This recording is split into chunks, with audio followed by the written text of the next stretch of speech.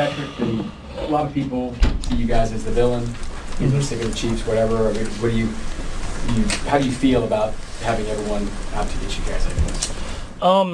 I try not to listen to it too much. I think more than anything, I just try to embrace who we have in this locker room and the personalities and how we enjoy playing football. And I believe if we play football the right way and we compete and go out there and play our best football, that I'll always have my guys' backs. And so we got a lot of good dudes in this locker room, and all we're going to do is compete and try to win football games. When it comes to names like Michael Jordan, Kobe Bryant, Derek Jeter, ones that are synonymous with the words three-peat, and your name and the Kansas City Chiefs organization could be involved with that. How much is that just a motivating factor to win this game even more, just to be on the line of legends that those names are? Yeah, I mean, I think you always want to leave a legacy and kind of make your imprint on history, but more than anything, you just want to accomplish a goal that you have with your teammates. When you start at St. Joe, your goal is to win the Super Bowl. We know it's a hard process. We know it's a hard week in and week out, but I'm proud of how our guys have kind of went about that process, and we know it's not going to be easy. This team we're playing is a really good football team, but we're going to go out there and put our best effort out there and play as a team, and hopefully that's enough to get a win. And how much have you admired those athletes like Kobe and Michael, and how much they've influenced you in your career? Yeah, for sure. I mean, I think more than anything is you see the competitors that they are, is that they're going to do whatever it takes to win, and that's what you have to be in order to have success in professional sports, is a competitor, someone that's going to put in the work every single week, and watching them and listening to things that when they talk about, that's helped shape my career on how I have to work. And obviously, it's a long way, I feel like, still for me to go to be mentioned with those guys, but I'll try to do whatever I can to be close enough as I can be. Patrick, you've talked before about how every year is different and the journey is different. Is there something that stands out about this year's journey to this point, understanding you still have one game left? Yeah, I think just, to me, this team's been special because it's been everybody. I mean, if you look at our entire season, it's like someone that makes a big play at the biggest moment to go out there and win a football game, if that's offense, defense, or special teams. And so I think the fact that it's been everybody, it's not just offense, it's not just defense, it's everybody on the entire team is something I'll remember this season by, and hopefully we can do it the right way and get this final win. Films caught last year, you talking with Chris Jones, I'm sure you've seen the clip, of just immediately thinking about the third. And I guess as you think back to that, why do you think it was so fast for you that you wanted this one in particular?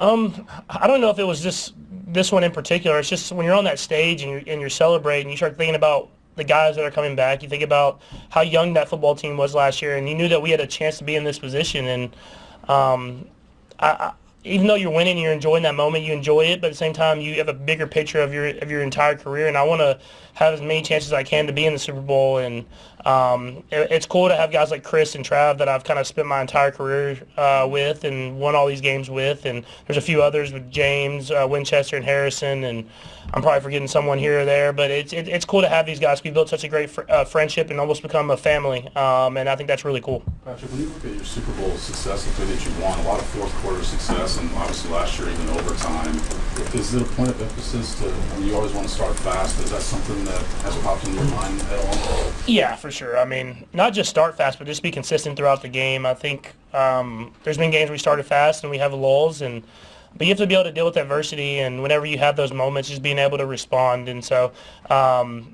we've played a lot of good teams in the Super Bowls, a lot of good defenses, and we've done a good job of kind of figuring out. But if we can start fast, obviously it would help out and make it to where we don't have to necessarily have a fourth quarter comeback every time. But however you find a way to win, you find a way to get a win. Andy mentioned the fact that you guys ran the 65 toss power trap last week. I wondered what it was like calling that in the huddle, and what the appreciation you have for the history of that play too. Yeah, for sure. I wish I would have scored. It got close, yeah, the history of that play, the history of this organization, it runs through this entire team. I mean, just like last week, getting that Lamar Hunt trophy back at home, I mean, it's special for us, and that's one of our goals, is to get that trophy and to win it at Arrowhead. It's a special moment, and so being able to run that play, one that I've watched and one that we have a room named after, next time we'll just try to find a way to get it in the end zone.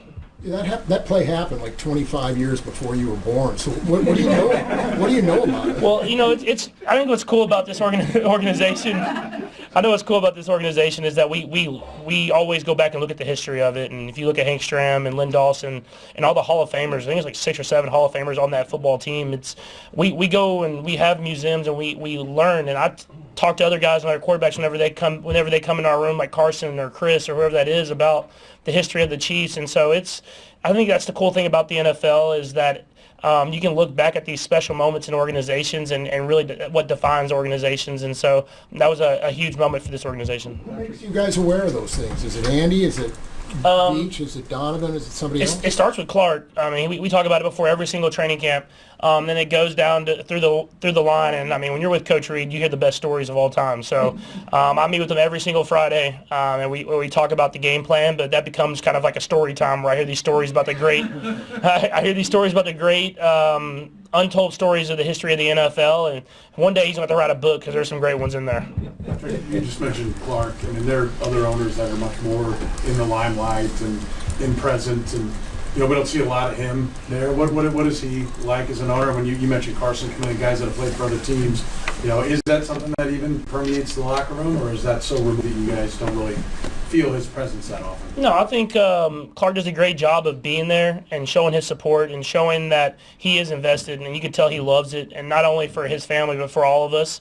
And then at the same time, letting Coach Reed help run the organization, the football side of it. But he has a huge impact on this organization, the way that he comes to work every single day, and he's there and he's always there. I mean, it is really cool to see, and Texas guy. So all the best are from Texas. We'll go four more. Go ahead, Vahe, Nate, and then we go back.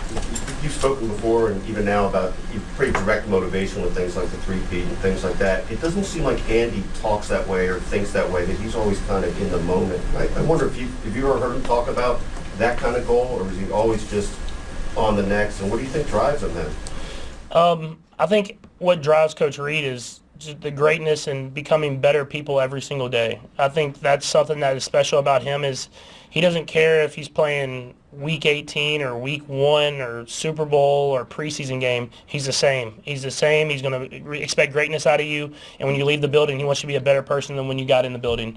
And I think that makes it you want to be better every single day that you're in the building. And so when people talk about three-peat and everything like that, we're focused on how we can be better today to prepare ourselves for the next day, and it starts with him. Do you ever hear him say something like three-peat? Does that ever come out of his mouth? I think the only time I've heard him say it is like to the media whenever y'all ask him about it. So he's very locked in on just how can we be great with our cadence today at practice. So that's just the stuff that Coach Reed focused on. Nate.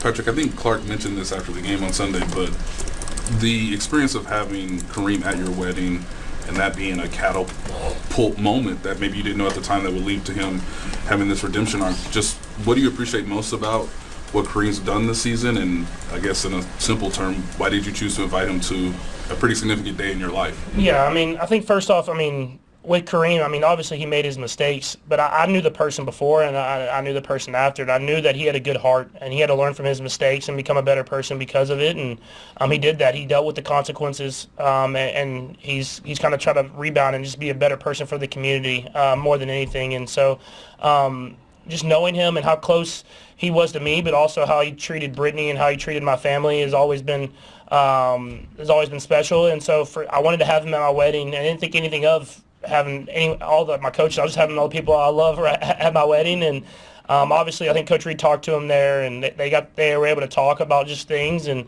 we never knew that was going to be coming back to the Chiefs, but getting them back now, you can tell he appreciates the moment. He appreciates being out there on the practice field and being in the building, and it's been fun for him to have the impact on this team that he's had, and it's been a big impact, and to get to the Super Bowl with him, because as someone that I was one of the first people I met when I got to Kansas City, and not to be able to enjoy those Super Bowls with, and to finally get to enjoy one with him will be a special moment. Hopefully we can get a win. He can enjoy that too. You've got some guys like yourself and Chris, Travis, like to trash talk onto the field. Woke up the wrong gentleman. Yeah. But Andy seems to have a distinction between trash talking off the field and showing your personalities and doing it off the field. Like interviews like this, Super Bowl week becomes a big part of that. How do you balance that? And how does Coach kind of encourage that too?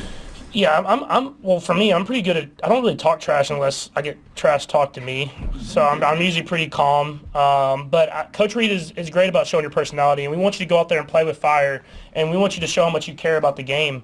But we have respect for the game as well, and so we respect the guys on the other side of the football. We know how hard it is to get to this point and how great of a football team and great football players you have to be. And so that's why it's just genuine. You're just honest, and you respect the guys on the other side of the football. When you're in between the lines, you show your fire, you show your love for the game. But when you're off the field, you show respect for the game, and I think that's important. And I think that's why we're in the position that we're in. Nick, and then we'll finish with Matt. Test your memory here. Bill Snyder, we talked to him yesterday. He called you the best quarterback he ever went up against.